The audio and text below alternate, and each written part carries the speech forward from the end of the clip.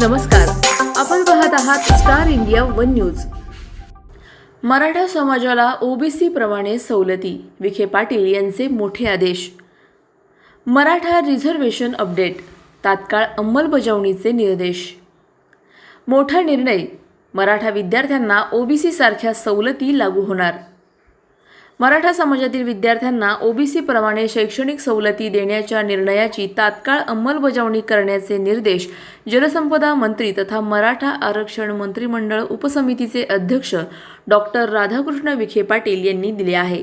विधान भवनात पार पडलेल्या उपसमितीच्या बैठकीत मराठा आरक्षणासंदर्भातील प्रलंबित विषयांचा आढावा घेण्यात आला।